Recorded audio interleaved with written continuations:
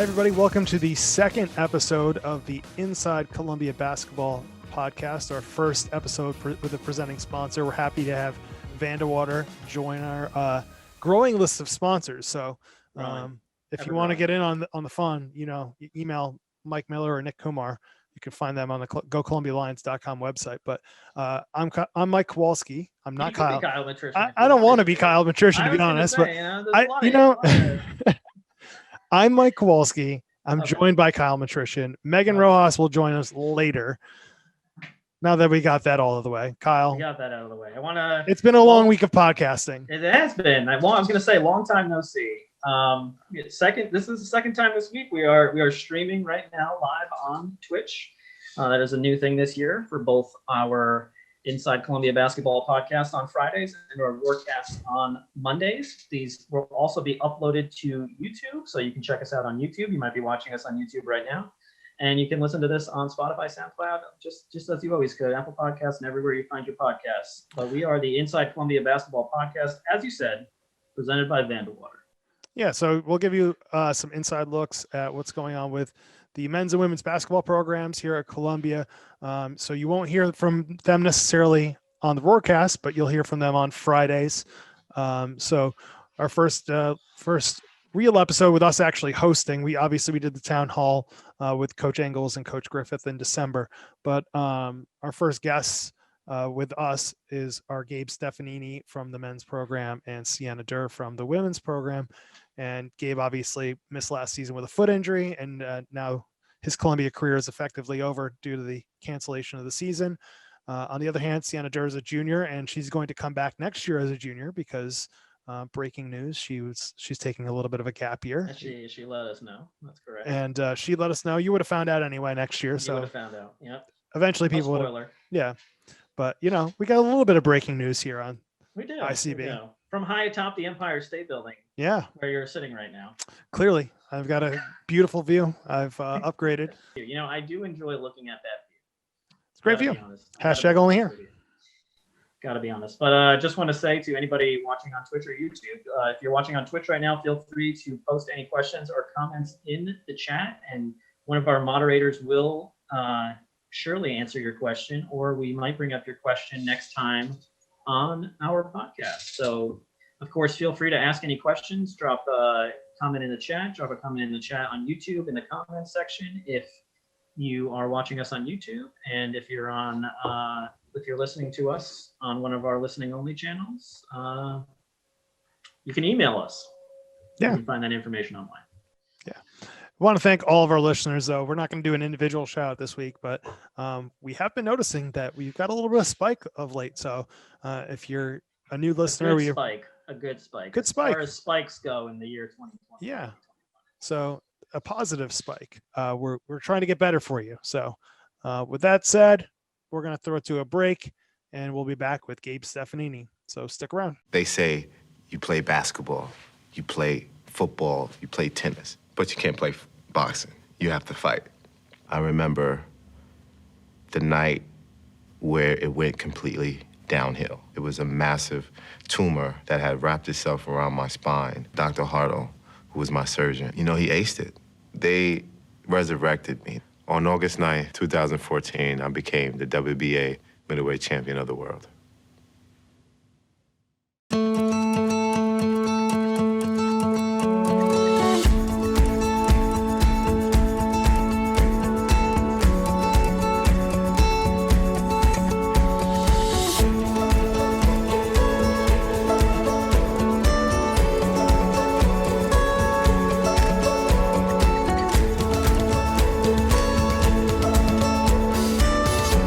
You're there for them. We're here for you. Get back the life you love. Welcome back. We're joined by Gabe Stefanini, joining us from Italy. Gabe, how's it going? Thanks for coming on. Hey, Mike. How are you, Kyle? Very good to see you guys. I'm really good. Good to see you. So, you just got out of a practice. Tell us a little bit about what you've been up to and some next steps for you. Yeah, of course. So right now, I'm not in my hometown. I'm like a couple of hours away in this town called Cremona. They have a A1 team, obviously in the Lega in in Italy, and they gave me the chance to work out with them and practice with them. Obviously, I cannot play any games because it will go towards my eligibility. So they are kind of short, so they were able to like get me in, and the guys have been great. And I just finished the second practice of the day, so things are going pretty good for me basketball wise. I mean, I feel like I'm in great shape. I recovered from my foot 100%, and just ready to get back on the court, man. I just miss it. Is it kind of weird going back in? You're almost getting recruited again, right? Like, Yeah. what's the process been like since the season was canceled? Yeah, since the season was canceled, I decided to put my name in the transfer portal. So it's kind of feels like high school again, but a little crazier because you got a lot of calls lately, and obviously now a lot of schools are in season, so it's kind of hard to recruit during this time. But it's coaches have been really available with me, with my timing and everything. So it feels good, because like you just feel like people didn't forget about you, and you just kind of get back on track. And, it's a good feeling to see that a lot of people, a lot of coaches want me to play on their team. And talk a little bit about the Columbia coaches and how they're helping you through the process. What's that been like? Yeah, no, the coaches have been great, starting from all the assistant coaches like Justin, Toby, Coach P. Like, obviously, Toby and Coach P are new to the staff, but they've been in touch with me. They reached out to coaches for me, or if someone talked to them about me, they also put in good words, even without knowing me too well. Justin has been great with me. Like, he's just been reaching out to me every week. He's talking to a lot of schools for me, and obviously as well as Coach Chego and Coach Engels.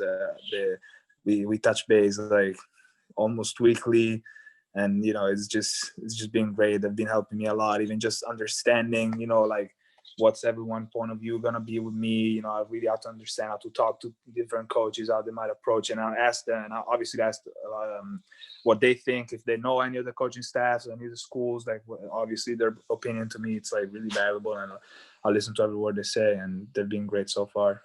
I wanted to ask, and Mike's going to know more names here than I will, but with some of the players recently that have been in the same situation before COVID, like Mike Smith, like Patrick Tepay, and I know there's more in the years before that. Have you had any, have you reached out to them about this process as well? Yeah, definitely. I've been talking to Mike. I hit him up a few times, just asking how it's going, like how the process was with him. And I'm gonna hit him up more towards like once the season is over for them, because I don't want to stress him. He doesn't need to be stressing about my recruitment process instead of his season, because he's playing great, and like I'm really happy for him. He's a great guy, as well as Pat. Like I talked to him. I haven't talked to him in a little bit, but we still touch base once in a while. And right now I don't, I'm doing my own thing. I know they're worried about the season, so for me, it's gonna be more decision like later on. I'm not really worried about anything right now, putting too much stress on my mind about this stuff. So it's just it's need to have a lot of patience, but it's working out well, and I'm definitely gonna reach out to those guys that can help me out. I guess let's go back a little bit, and it's been a while since you were able to play, unfortunately. Yeah. How anxious are you at this point? It's been almost 2 years. I mean, it's got to be you're such a competitor. Talk to us about that and how difficult it's been, and walk us through a little bit of the rehab process for you. Yeah. Well, obviously I started my rehab process. Like, I did my surgery in New York on October 5th. And since then, like, it's been a very long and stressful process for me. I'm going to be honest, because I never had like a real injury like this where I needed surgery, needed to be out and like for a longer period of time. So, and my recovery took longer than expected, to be honest, because I thought I was going to be able to get back on the court a little sooner, but I couldn't, because my foot was still giving me, a little issues here and there. But now I'm 100% healthy. And, the watching the guys play last year on the bench, like, obviously you guys know me, I was standing up on every play. I was going crazy, like cheering them on, like yelling at them if I needed to. Like, I was still trying to be a leader with my voice, as not as much as my actions, because I couldn't. But the fact that I've been able to work out with different pro teams here definitely helped me, because I've been able to like run some fives, like get a lot of shots up, a lot of lifts in, and that definitely helped me, because if I weren't able to do that, I don't know what my mental state would be right now. To be honest, I would probably go crazy.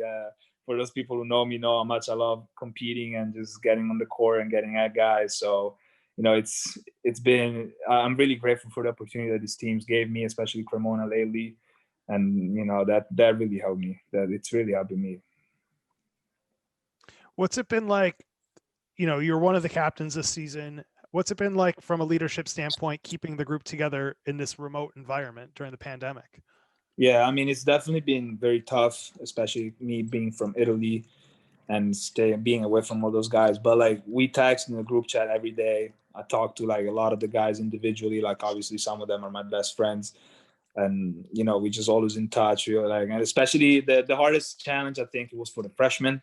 So we tried to bring them in and like make them feel comfortable, like knowing that they could be themselves from day one. They could ask whatever they wanted, like if that any issues whatsoever or any questions or anything, like just no hesitation to reach out to us.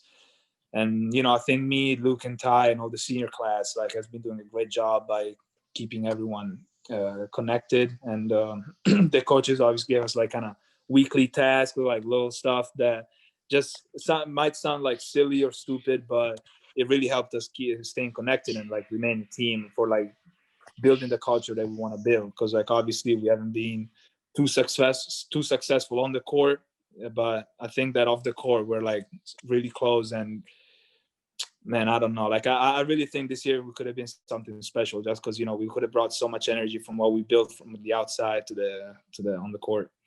And it just kind of upsets me when I go back and think about it and like what it could have been. But obviously you can't think of the past and you can only look in the future. So I want to ask you one semi-serious question before I kind of get into some fun personality stuff with you. Yeah. But obviously we can watch the news and we can see what's going on around the world. And we know Italy was hit hard with COVID over the spring. But you being in Italy now, it'd be nice to hear somebody with personal experience. So can you what's the situation like in Italy now with COVID? Are you having to live in quarantine? And how's that been working? Yeah, we have a curfew, 10 p.m. And it's been good lately, the past few months, even if like we're some regions are still in red zones, like my hometown region. Like right now we went back to be a red zone, so like you can't really go out unless you have a permission or something necessary that you gotta do, like job or like grocery shopping. But that's pretty much it. You can't go and get out with friends and stuff like that, because the fines here are like pretty expensive and not a lot of people can afford to pay them. So but no, it's been good. No one in my family fortunately got hit by COVID, and we've been quarantining the whole spring and summer. Like when COVID first started, obviously I was in New York, and when I heard like my parents have been wearing masks even before like it exploded there so bad. So like they've been really cautious since then, and they told me to be cautious. That's why I think we like kind of adjusted to it and like ran with it pretty well, and we're like handling it pretty well. But I still think that here, like if we don't have the vaccine yet here that's going around too much, so we still need to be careful, and everyone just like needs to kind of not really quarantine, but like just go out if it's really necessary. But I think that it's been tough. It's been tough, obviously, for everybody, because all the frustration and just being isolated, it's not funny or easy. But I think we're on the right track. All right, well, that's good to hear, and I'm glad that everybody in your family was affected by it. So yeah, really good news. But now, I mean, seeing as you've been in Italy, back in Italy for quite a while, I've got to know: are you watching Italian shows? Do you watch English shows? Is there an Italian show that maybe we need to start watching if we know some Italian? I kind of watch both, like ever since, like especially on Netflix, there's a lot of not too many Italian shows, but like more like Italian movies or like especially Italian comedies. I love Italian comedies, but I watch a lot of Netflix series, and but mostly in English, like in the original language, because I can't watch like an American series in Italian. It just confuses me. Like I can see the words like going out there like different, so it freaks me out a little bit. But it's there's not really like Italian Netflix shows, to be honest. I was going to ask you if there was an Italian streaming network, like a Netflix, but all in Italian. Is there any kind of like streaming service that's just like Italian only? Yeah, definitely. But like mostly just like Italian like movies or like Italian shows. Okay. Do you have an Italian show, like a show or a movie in Italian that is like your all-time favorite? Man, like shows, no. But movies, there's a lot of like comedies, like guys that there's the group of guys. They're called Aldo, Giovanni, and Giacomo. They're like my favorites to watch. They made a bunch of movies and like.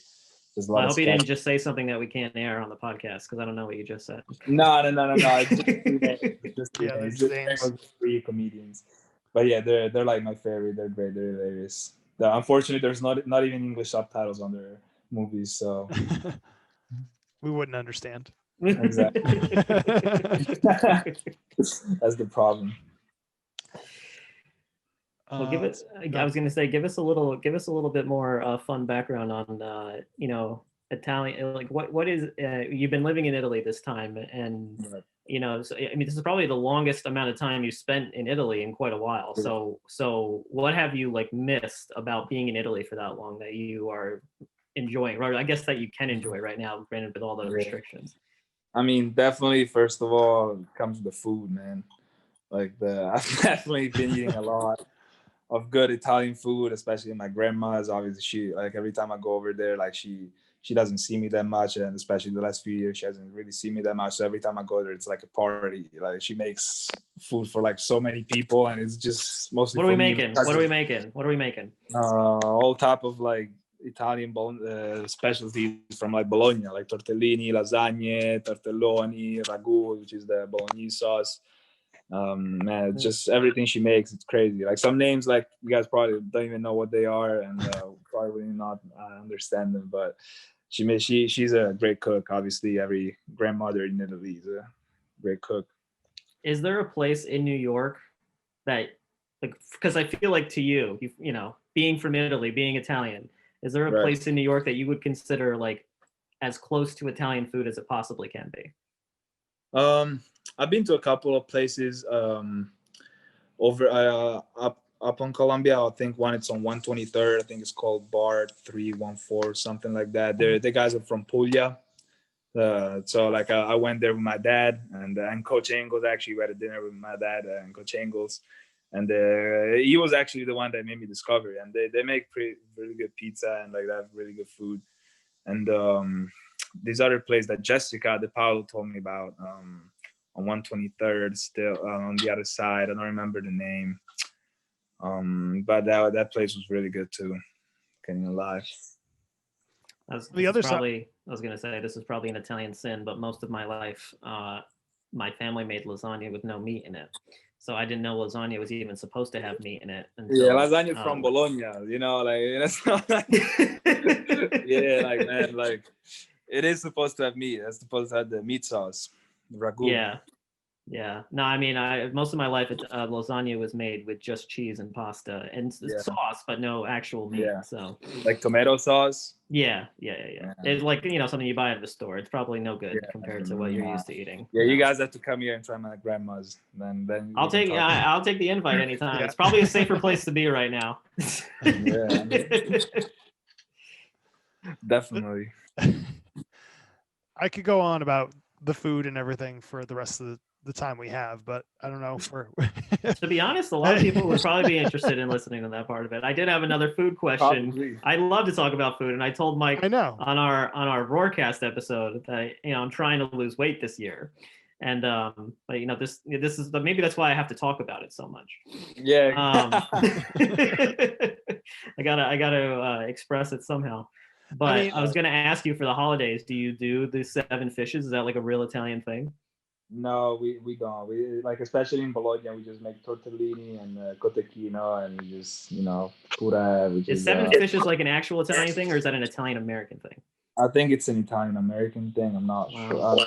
I'm not 100% sure, but like I never did it my whole life when I was in Italy, so I couldn't really tell you. From experience, it is a big deal here. Yeah. I think I texted Kyle because my wife's, I mean, I'm partially Italian too, but my wife's side of the family is all Italian. Go to the local fish market and there's a line out the door, like 2 blocks deep. And then you hear all the New Jersey Italians like talking about their sauce secrets and like what they do, how they prepare all the food and stuff. I was in line for like 45 minutes and it was just hilarious, like listening to everybody. Everybody's got a little trick and like what they do and everything. And it was really, really interesting. So yeah, we ate 5 of the 7 fishes on Christmas Eve. It was great. It's delicious. With my in-laws, we had, I joked with them around New Year's. We basically had the 5 crustaceans instead of the 7 fishes because it was like, or I guess technically mollusks like crab and lobster and stuff like that, but it wasn't actually fish.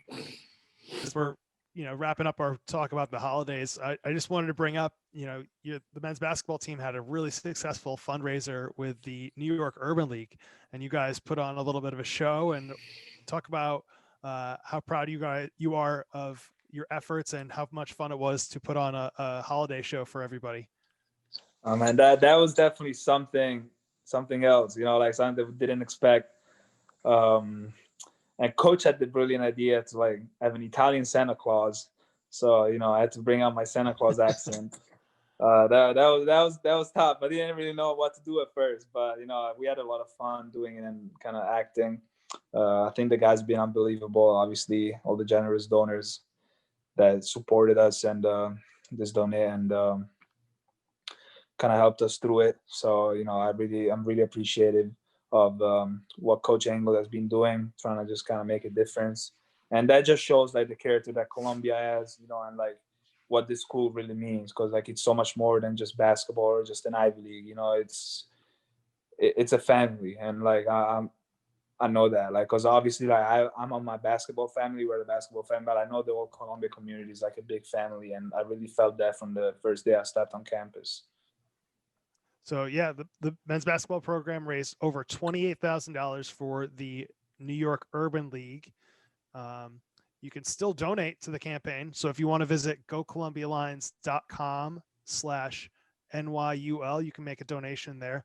We keep growing that. This is it's an equality group for, to help minorities and people of color in the New York City area. So it's a great opportunity, and happy we were able to get involved with that group. So Gabe, last question on the holiday performance. Who is the breakout performer? Who's getting the Lions Academy Award? Coach Carberry with his count. 100%. 100%. Moo. No doubt. It was like pictures of that. Do you have pictures? Oh, it's on video. Go to the. Go on YouTube. Yeah. Go Columbia Lions. Yeah. We might throw it up on the screen right now for the video version of the podcast. I think maybe I got to figure which way to point. Coach Carberry's Coach Carberry's a method actor. That's what I'm going with. Like, I did not see that coming. I was like, what the?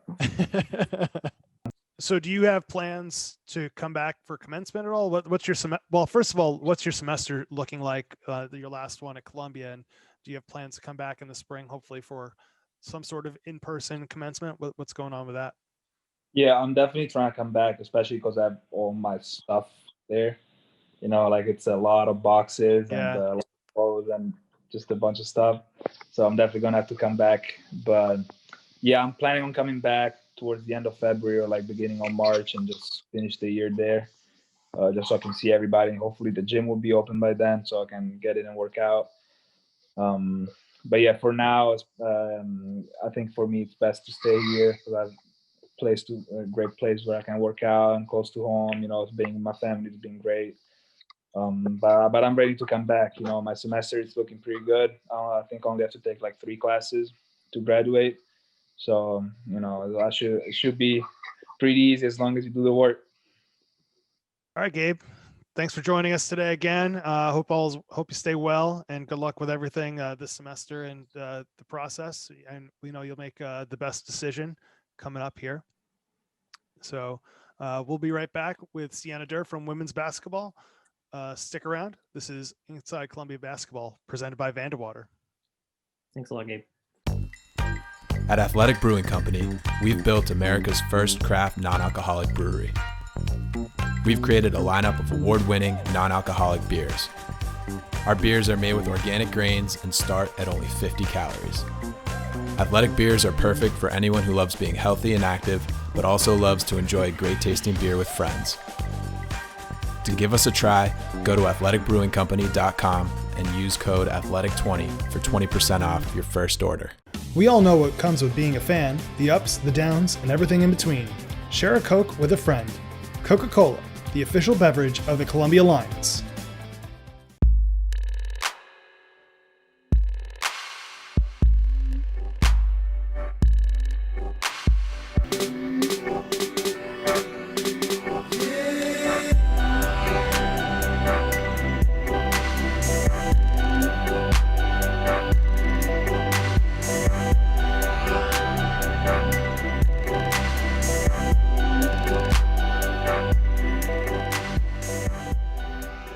All right, welcome back to part 2 of the Inside Columbia Basketball podcast. We are joined for part 2 by women's basketball junior Sienna Durr. Can't believe I'm saying that. Junior Sienna Durr of the Columbia women's basketball team from Grinnell, Iowa, but I know she's not joining us from Grinnell today. I'm going to let you explain that. So thanks for joining us. Let everybody know where you are. Yeah, of course. Hi, everybody.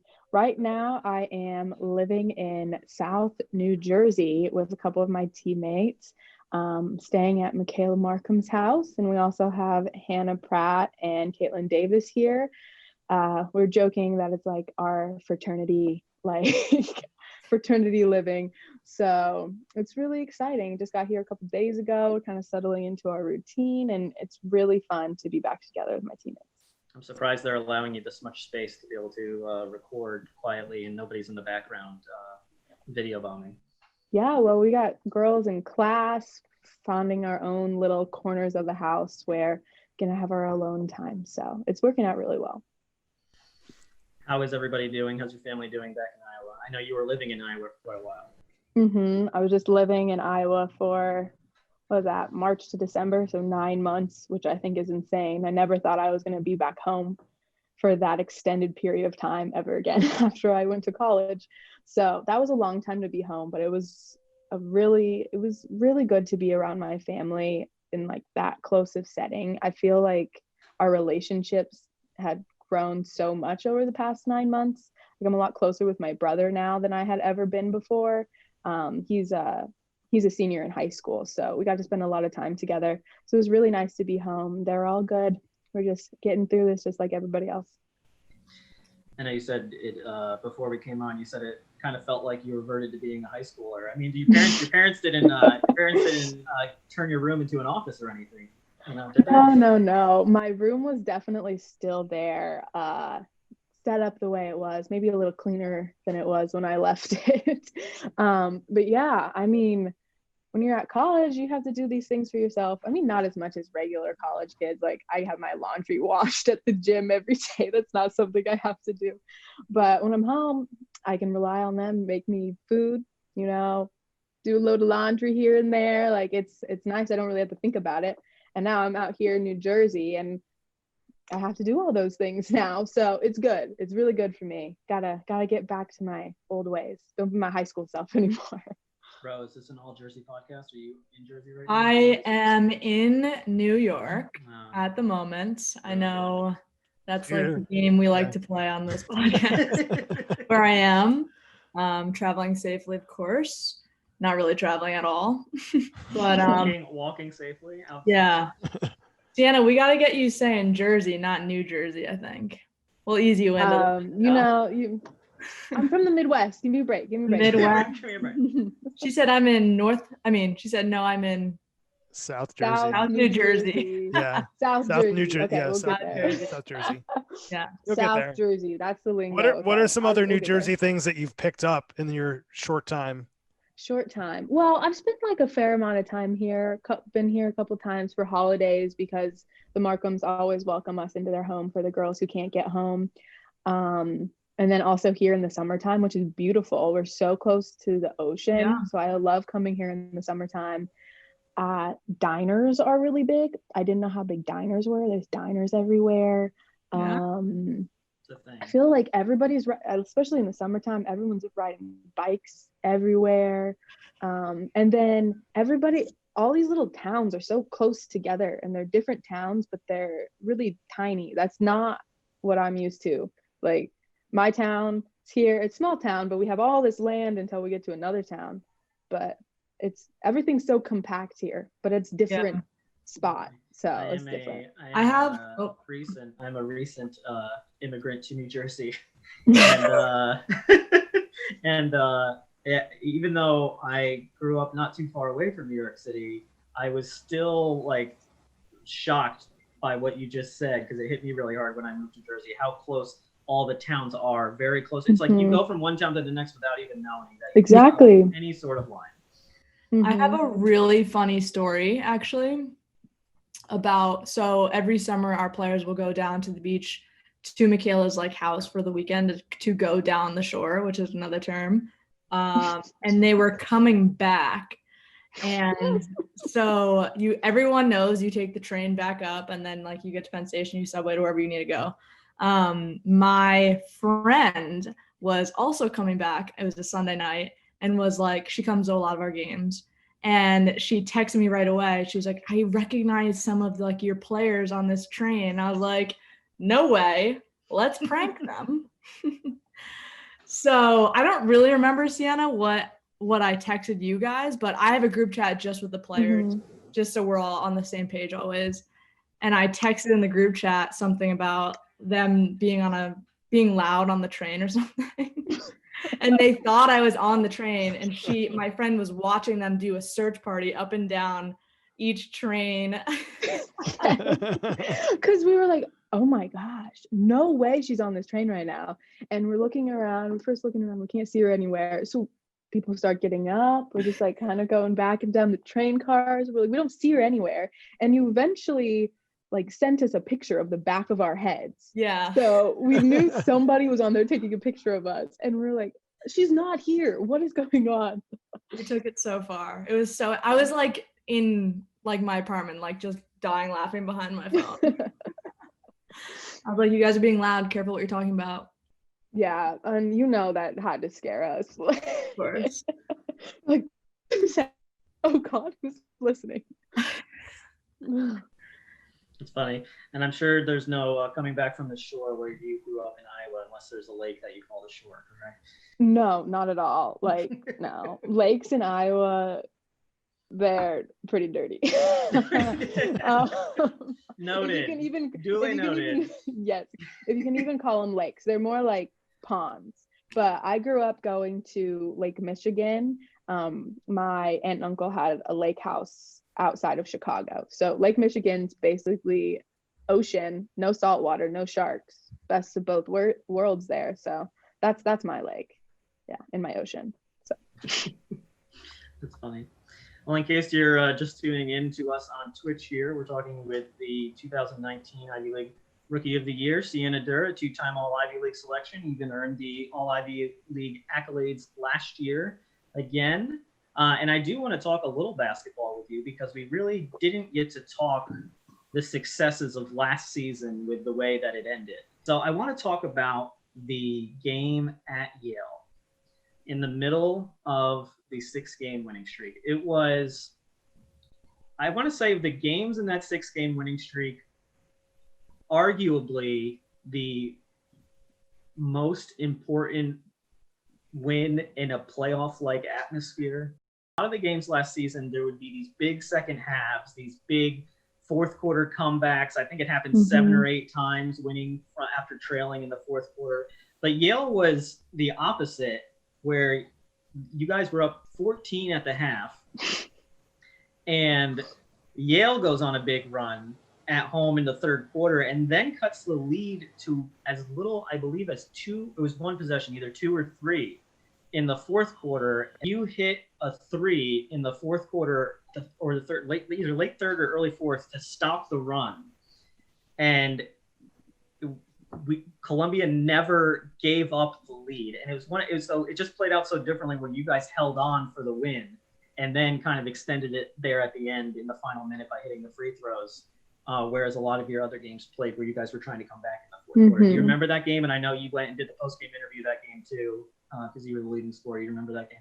Yes, I definitely remember that game. I actually, little plug to our other podcast here, Live with the Lions, hosted by our own Megan Rojas. When she was asking me about the season, that's the first game that comes to mind. It's not, well, there was a lot on the line, but it's not like that was the game that was going to clinch anything. Yeah. But I really thought that was the signifier in our season that, yeah, we can do this. No doubt we're going to make it to the tournament. So yeah, that game was huge. And like you said, it was very different. Like we had a lead in the first half and then we lost and we had to keep it. And I think that really shows our growth that we are able to keep a lead. We're able to keep a lead and hang on all the way into the end. And we don't always have to be scrapping back to win a game. So I think that game was really important to our season. And that's definitely one of my favorite memories as well. That game, I remember another funny thing about that game is I think I knew that I was going to have to grab you to do the post-game interview. And I get up and I thought, I mean, I've grabbed you all to do post-game interviews before, but you all basically sprinted into the locker room celebrating, ran off the court, and I had to run. I remember in my suit trying to run in there before you go in the locker room because I don't want to run the locker room, obviously. And I think somebody had to actually go in there and pull you out so that I could bring you back to the I remember that, Kyle. I always catch Kyle at the funniest moments after games. Oh my gosh. One time. He forgot his sneakers on the bus. And he's wearing his dress shoes and sweats. And I was like, Kyle, what's going on? A bunch of sneakers.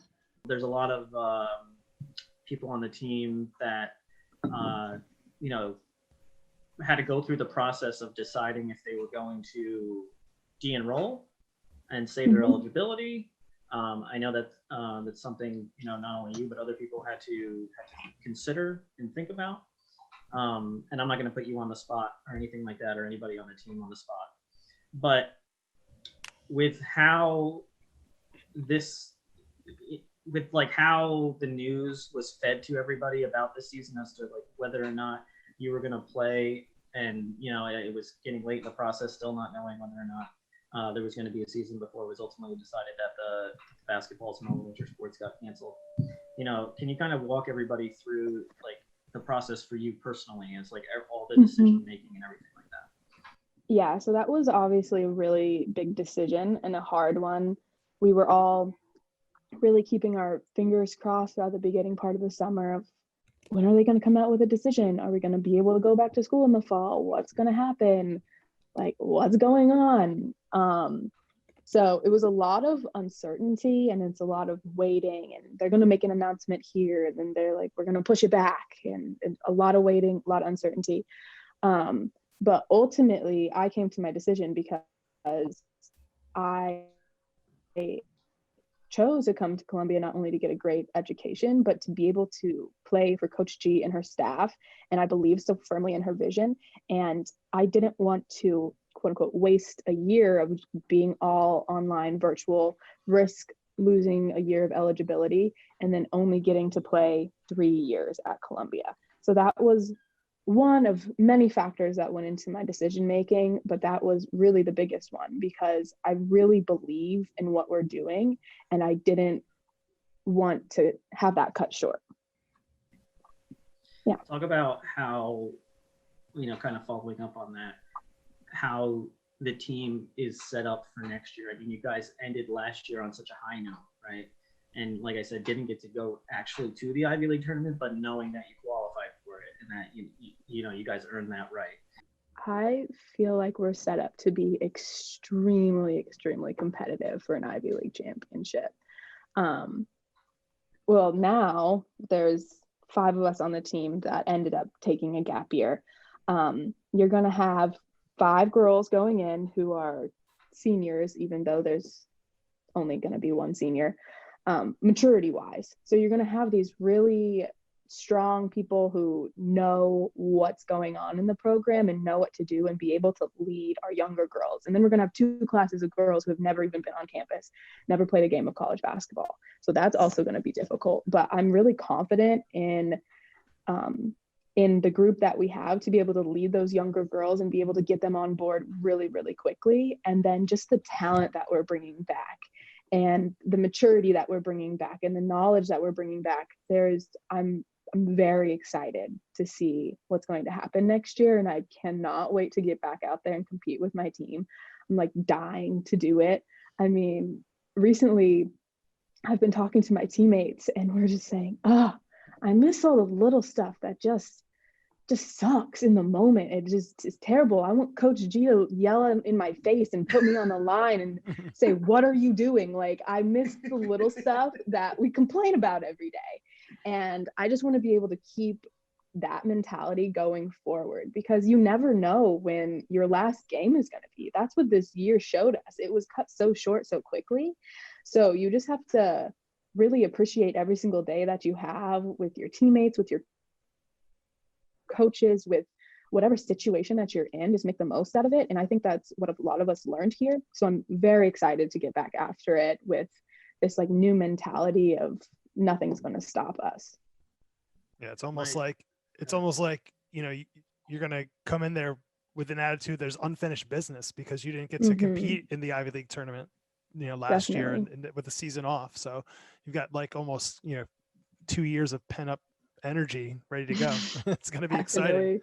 Yeah, for sure. I was going to say, the next time that happens, you know, you're in a practice and, you know, maybe you're getting yelled at, you might have to hold back a smile because you might be enjoying it. It hasn't happened in so long.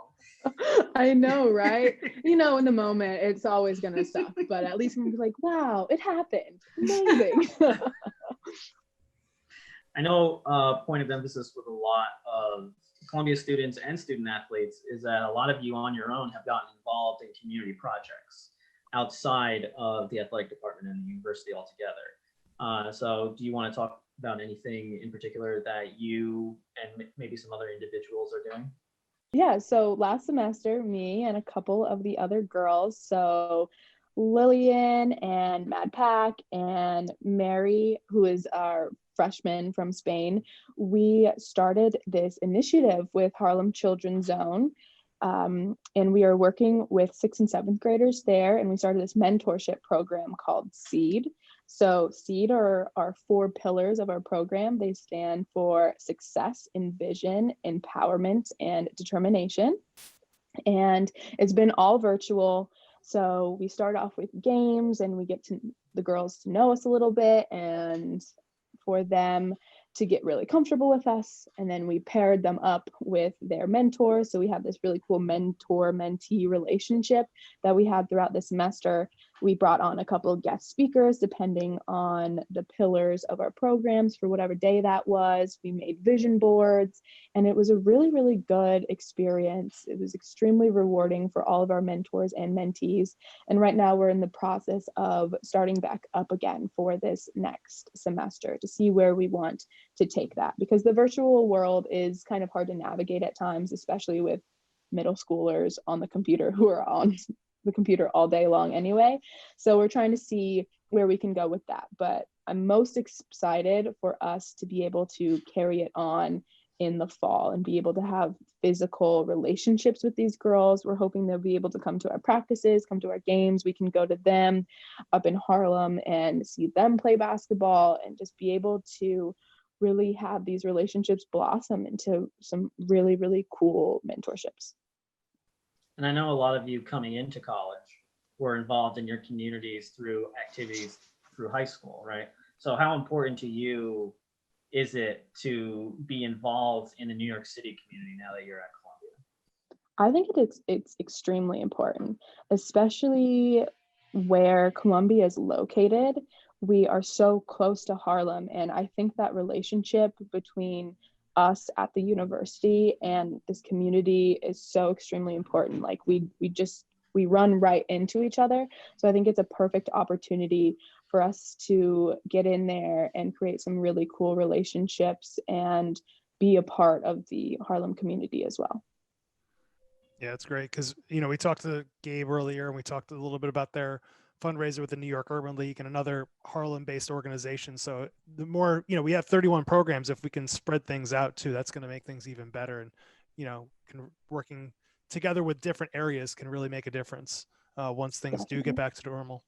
What's something that you really missed? Maybe just about New York City, or it could be a team activity as well. One thing that I really miss, like this might sound so stupid, the subway. It's like getting on the subway with a group of your friends and just heading downtown, whether you're going out to eat, whether you're like going sightseeing, or we went on these food tours sometimes. That was so, yeah, pizza tour. We did a dessert tour. We had these plans and all these things to do, and I just want to be able to do that. Like, I just want to be able to go do New York City things. I'm missing it so much. I feel like, talking about how I felt like I was back in high school, leading up to going to college, anytime I saw New York in any kind of media, they said it in a song, it was in a movie, it was just like a flyover, be like, oh my God, I'm gonna be there, it's crazy. And I have that same exact feeling, same exact voice. Yes. I honestly, I would scream about it sometimes in my house. I'd be like, oh, look at that. And my parents would be like, calm down. So that's the exact same feeling that I'm having now, which has been so long ago that we've been able to just run around the city like everything is normal. And I cannot wait until we can do that again. Well, Sienna, thanks so much for joining us today. That's about all the time we have. We're running out of time here. So we hope you enjoyed listening. Kyle, Mike. Yeah. I have one question for Sienna. I was waiting for it. I know. I wanted to see how long. Oh God. I was like, is she gonna do it or what? Bro, you haven't seen it yet, but it was a game of chicken. It sure was. My question this week, which Sienna was on Live with the Lions, a YouTube series on our page. So she has had. I asked her this question. Shameless plug. I asked her this question on the YouTube episode she was on, and she has had 2 months now to figure out the answer because I cut it out. Oh gosh. The question, and I might sprinkle this in to other people to see if they're like listening to our podcast. The hand motion of sprinkling. Can you, starting at Penn Station, spoiler, that is 34th Street, tell me every stop on the one subway to 116? Oh gosh. Can I like reverse engineer it? Can I start from... we can start at 116. Yeah. Oh gosh. Okay. It's been so long. How many saves does she get? How many strikes? We'll give you 2. Two strikes. 2. Here we go. I should just like put it up. We'll put it. Yeah, flash it up. We're gonna put all the subway stops up on the screen right now for anybody watching. Okay. All right, and we'll see. We'll check them off as you. You got to give me some like Family Feud X's in there too when I get it wrong. Okay. 116. Nice. 10. Good start. Oh, sorry. Say that again. 110. Okay. Yep. I'm like looking at the table like it's a map, but it's just a table. Bro, you know all these off the top of your head? Yeah. Okay. You don't, Kyle? Maybe we should quiz you. Don't quiz me. Please don't quiz me. Okay. 116, 110, 103, 96. Is there another 90? 89? Close. Close. Well, Very is close. that 89? So that's the first X. Oh, did I skip one? No. No. It's not 89 though. So 96, you're missing one under 90. We'll actually give you 2 strikes, but like third strike you're out. Okay. So that's 1 strike. Okay. That's strike 1. Wait. But I need a little hint. So am I missing one in between? She said you were very close. No, you're not missing. You're not missing one between. 89 is not it though. 89 is not it, and you're not missing, and you didn't go by one, and you're very close. 87. 88. Oh no. 86. 86. You got it. 86. All right. I'm going to count that as 1 strike. So now you're at 2 strikes. You're cruising now. Okay. You can't get another one wrong. I mean, this is going to be pretty difficult. 86. If you can get this next one, I feel like the oh next my one gosh. after that is pretty easy. I think there's something in between 86 and 72. So you know 72nd. Why don't you just name all the ones you know? I We'll check them know. off I on the know. board. There's So you don't something in have to go in between. order. I think it's 76. No, I didn't say it. Yeah, okay, she didn't say it. She okay. didn't say it. I think I'm gonna come back to it. Why don't you name all the ones you know? Name all the ones you know. We'll check them off It's the board. been so long. This is like the worst pop quiz ever. Like this. Okay, so we went to 72. In there, you can get on your 2 and your 3 and be on your way. I know There you that. go. Bonus points. 72. Then we go to. I know 64 is a stop, No, right? No. that's strike 3. That's Strike 3. Terrible. We're sorry. I Thanks couldn't for do playing. Thanks for playing. All right, I've got a list. in I front of want me, to or know else I wouldn't who to does see it. better. Can anybody else do this? Can you do this? I'm looking at the list, so I can't. I'm not a part of this. Yeah, I want you to name them off real quick, Ro. I have it up too because I was second guessing myself. I knew. I don't have it up. I'm gonna give it a shot. Okay. All right. I knew. So- I'm pulling I it up. knew which one was between 86 and 72. I forget there's a 50th all the time. No, Yeah, dude, Mike's gonna Yeah, guess. I was Mike's gonna go guess. for it, Oh, but I'm sorry. it's all right. Laura, Mike can still go for it. Mike can All still right. go for it. 34th, One second. 40th. 1 second. Sorry. No. It's 34th. You're correct. 40th. No. 42nd? Yeah, that's time. Well, 42nd. 40 Times 40 Square. 40 to 42nd is all right. But Yeah, it's 40 seconds. it is 42nd. It is all right. Times Square 40 seconds. 50th, Yep. 59th, Yep. 66, 70, Yep. 72, 79, Yep. 86, Yep. I was so bad. 96, Yep. 103, 110, 116. Now for bonus points, can See- you? Or for go ahead, bonus Kyle. points, Yeah. For bonus points, can you name the stops that have landmarks in their name as well? So, which would be 110, Yeah. 66, 59. Cathedral Parkway, That's 110, Yep. correct? Columbus Circle. And that's 59. Lincoln Square. No, that's No, you no. were. It's not. Oh, you were very close. 66 Lincoln Center, Center. Yeah, that's it. Yep. Times Square. Yep. Times Square. and 34th. See, all right. So can I give you the reason I gave 40th Street as my answer though? Because Please. it's like that station is so big it goes from 40th to 42nd Street, and I used to take the buses, so I was going to 40th for the bus terminal. Technically, I understand. I'm going to take the X. I'm not asking Yeah. for points, but I'm just giving you the rationale. Okay. Fair enough. That was fun. Good try. I mean, I honestly. It was bad though. I can just tell you, I would have got 79, 72. I would not have got 66. I would have got 59. 50th, hopefully, I would have gotten. Always forget it. Yeah. Always But forget. you know, there's something between 42 and 59 now. It's like It's 50. too far. It's too far to go 17 blocks. For the one train, especially, the one does not go that far.